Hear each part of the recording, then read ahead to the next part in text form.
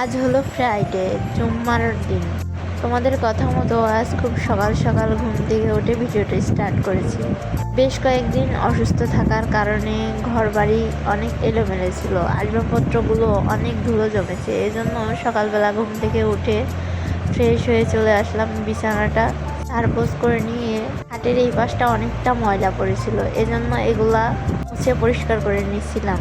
আসলে সকালবেলা ঘুম থেকে উঠে যদি বিছানাটা গোছানোর থাকে তাহলে মনে হয় দিনের অর্ধেক কাজই হয়ে গেছে। ঘরটা হলো শান্তির জায়গা, আর সে ঘরটায় যদি এলোমেলো থাকে তাহলে দেখবেন ঘরে ঢুকেই আপনার কোনো কিছুই শান্তি পাবেন না। আজকে আজাই কোমরে না বেঁধে একেবারে রহিমা খালার মতো কাজে নেমে পড়েছি। যেদিন কাজ করতে মন চায় সেদিন মন চায় যে একেবারে সব কাজই করে ফেলে, আর যেদিন মন চায় না সেদিন কোনো কাজে হাত দেওয়া হয় না। এজন্য আমার এই আলসেমির কারণে অনেক কাজ জমে যায়, আর যখন একসাথে সবগুলো কাজ করতে যাই তখন অনেকটা বেশি অসুস্থ হয়ে পড়ি।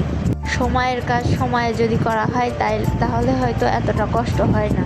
একজন দিদিভাই দেখলাম কালকে কমেন্ট করেছেন যে ওই তো সংসারের রান্না বান্না কাজকর্ম এগুলাই তো ভিডিও করো, এগুলা ভিডিও করে কি হয়?